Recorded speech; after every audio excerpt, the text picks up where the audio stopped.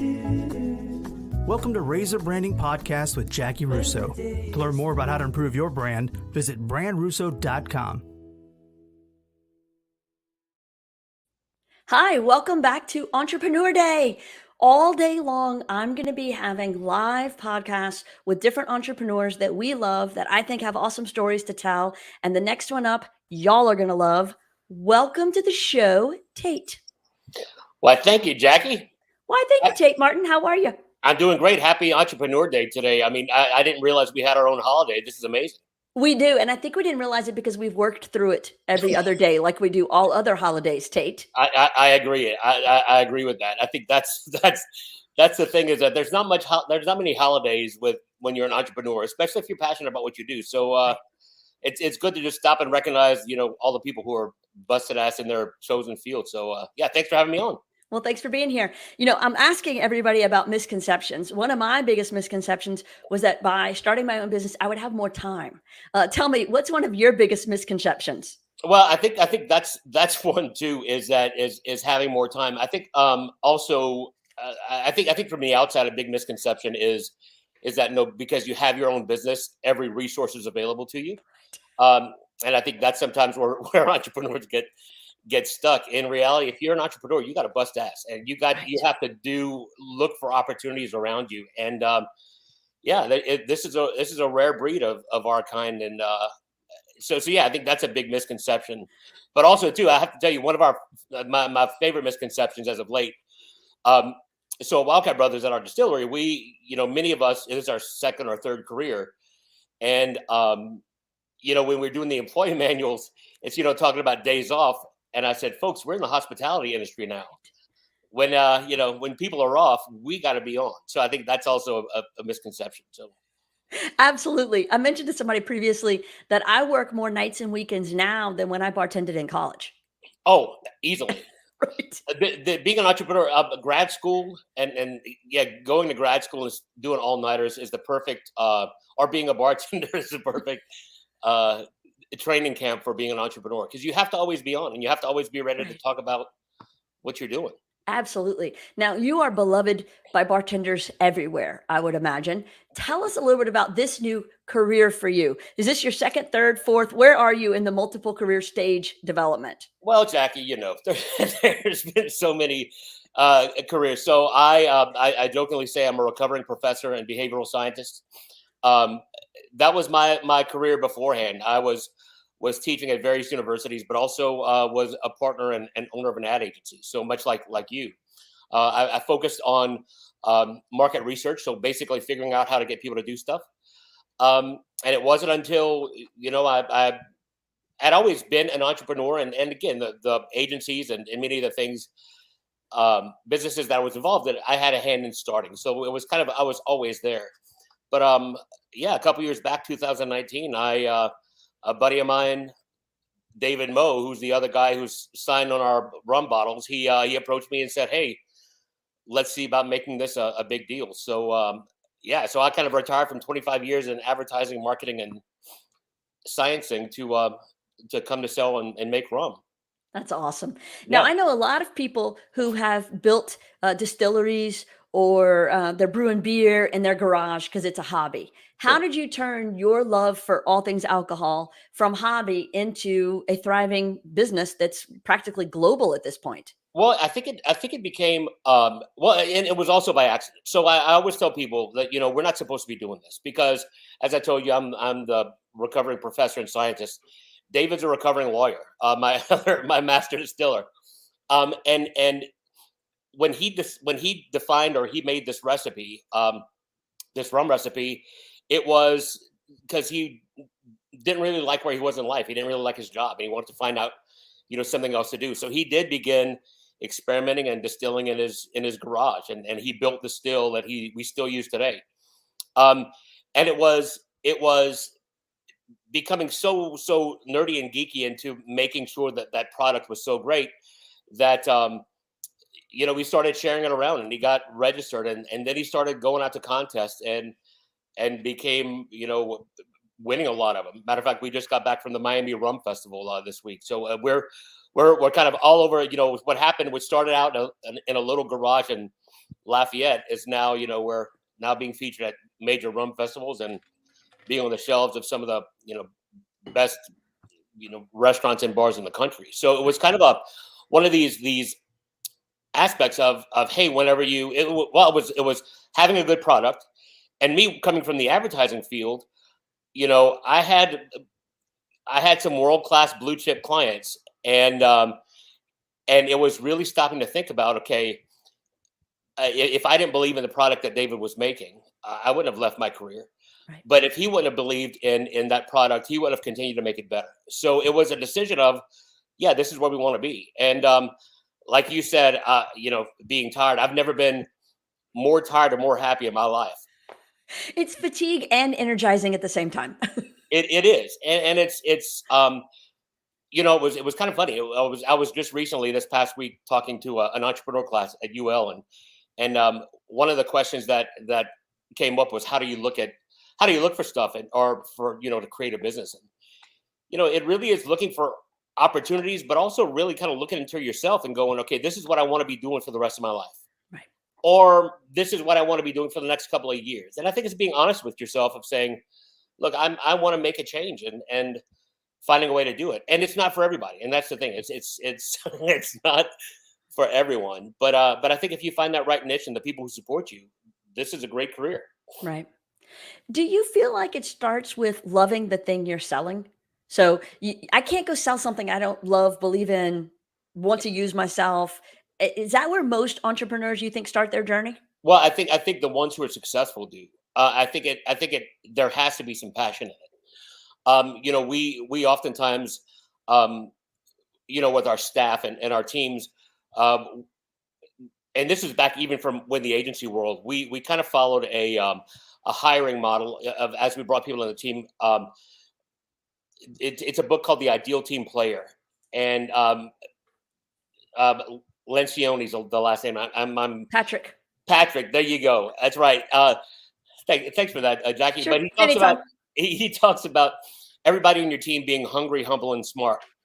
And I think that's where no matter what you do, you have to be humble with whatever you're putting out there. It's not always going to be perfect. There could always be room to grow.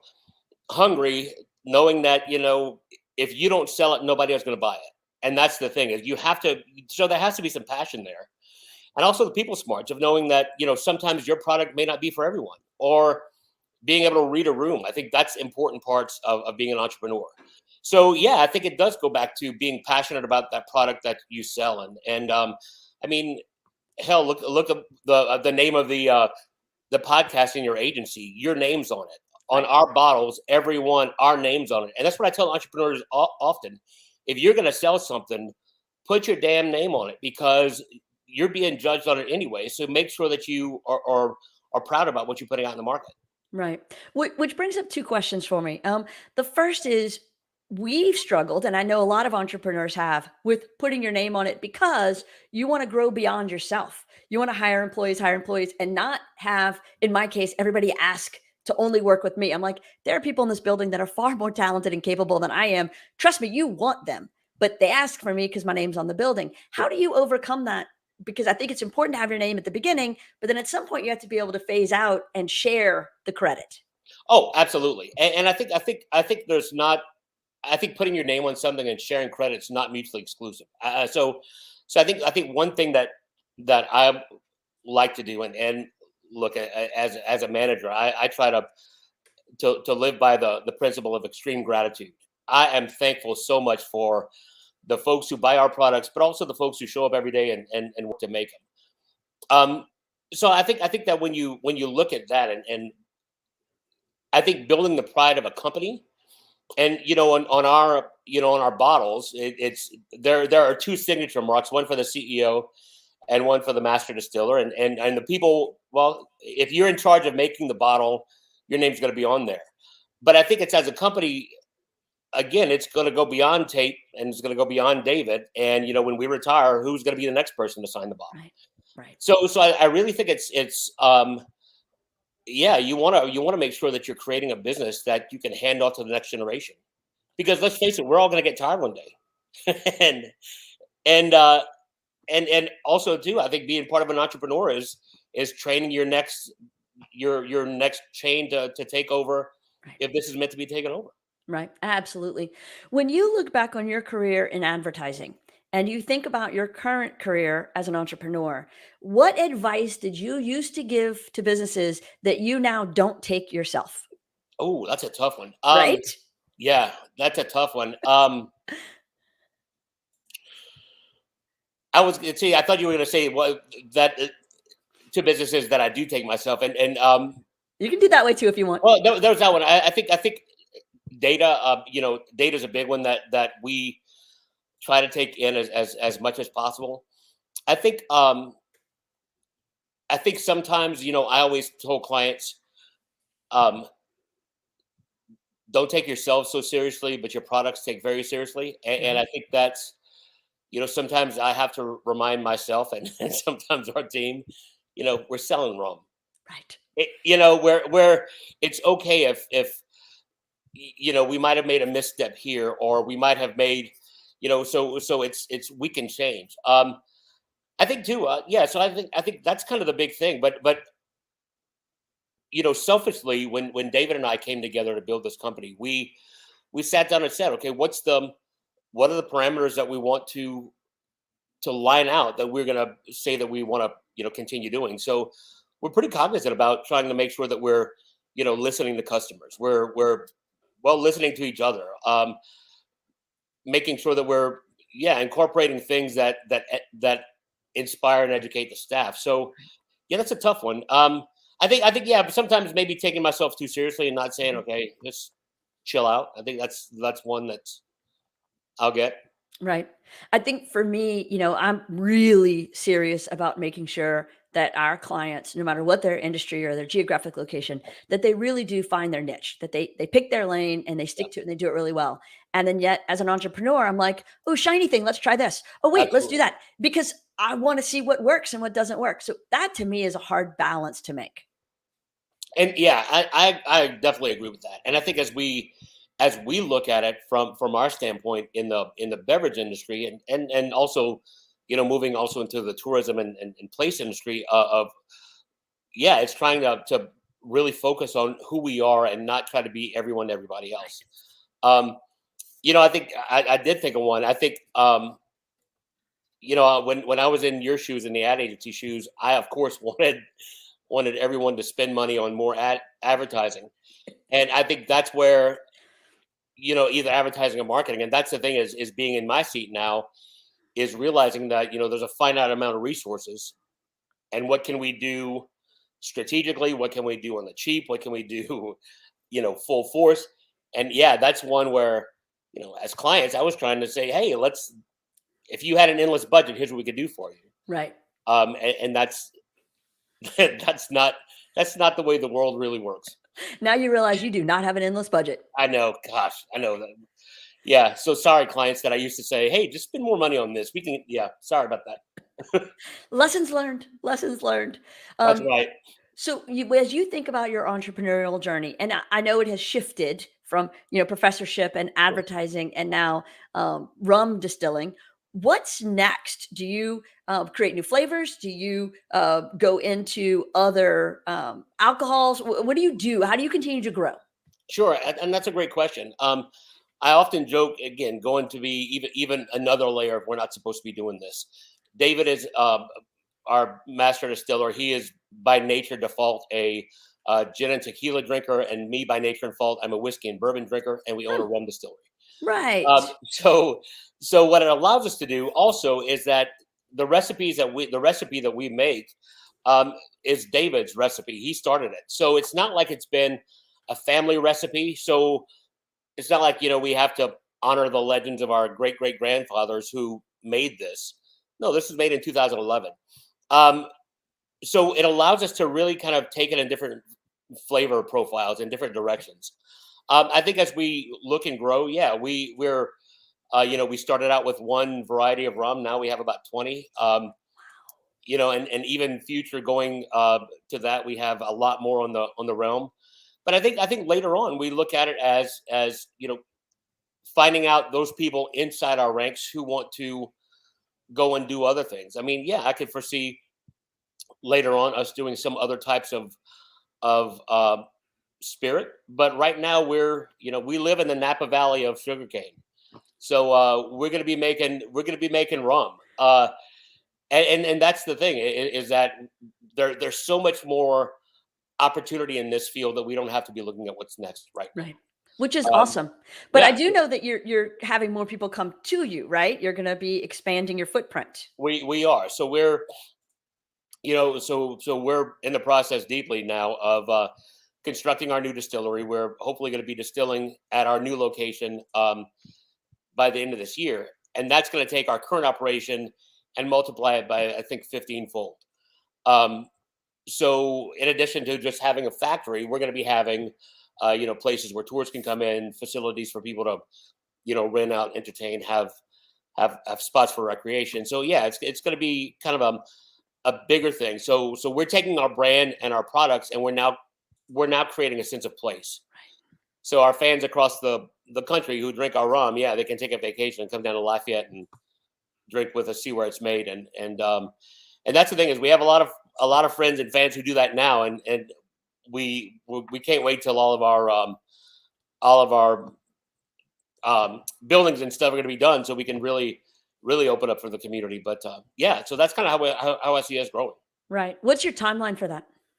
I think we're expected to be in the building. I mean, construction is going way on. We're supposed to be distilling there by end of December. I mean, Wow. yeah. So our new 500-gallon still is going to be coming down after Thanksgiving. Yeah, so we're rocking and rolling, and it's going to be a game changer for us because what takes us now about 2 weeks to do in our factory distillery, when we go to our new place, it's going to take us about 6 hours. So we're going to be we're going to finally be able to meet the demands of what our fans are doing. So it's pretty lucky for that. That's awesome. People are going to need Yeah. to drink a lot more to start to Well, keep up with you. that's right. That's right. But it allows us. Well, what it does is it allows us to, kind of finding that niche. It allows us to really focus into more of the longer aged rums, which there's a market for. Kind of looking at globally, you were talking about, Eastern Europe and the Asian markets right now are about ready to be primed for that. So look for us being, looking at exporting pretty soon. I mean, it's yeah. So when we look at it from there, it's not just we're throwing out rum to meet the market. We're also looking at planning 20 years down the road, which when we started doing this a couple of years back, if you'd have said we'd already been started to think about this now, we'd have said yeah, right. But yeah, so that's the thing is we're now thinking about what David's kids will be drinking. Right. So yeah, that's kind of cool. I think it's very cool. And I Yeah. love that you have taken this crop that we all kind of take for granted. We're surrounded by sugarcane, rice, pecans. We talked to JD earlier. Oh, yeah. And all of a sudden, people are finding new ways to use these old crops. I think that's just fascinating. Well, it really goes back into, rum's made a lot of places, but it's not made as good as it is here in Louisiana. It's because we can, you hear so much about the supply chain on the news. Our supply chain is about, I don't know, 15 miles, and and that's what's great about it is that we know the people we're getting our supplies from. We know the folks and the farmers that we use the crops, and we respect them, and we respect the crops that we make. So. I say from my chair as CEO, I'm always looking to how do we not only make great rum, but how do we help the farmers and protect them in the future, because that's what's needed to make our industry grow. Right, absolutely. So now that you wear the entrepreneurial hat all day long, and I'm about out of time, so this is kind of my last question. Sure. Tell me, what have you discovered about yourself during your entrepreneurial journey? I think the thing that I've discovered is saying yes is not as scary as I thought it would always be, or taking a chance is not. I've been a lot more comfortable with risk, and I think that's when I was questioned once about what makes an entrepreneur, and that really gets down to it. Are you comfortable taking that risk on yourself? And it really is putting everything behind what you're going after. So I think that's where 30 years ago Hell no. I had my life planned. But now, y'all take the risk. It's a lot more fun. It is. It is. Yeah. And I think that's a perfect way to wrap it up. Tait, thank you so much for your time Thank your you. insight into the entrepreneurial journey. And for everyone watching and listening, we appreciate y'all being here. Stay with us because we've got a whole day of entrepreneurs for you. And every one of their stories is different, yet the same. Perfect. Thanks, everybody. Thanks so much, Jackie. Bye-bye.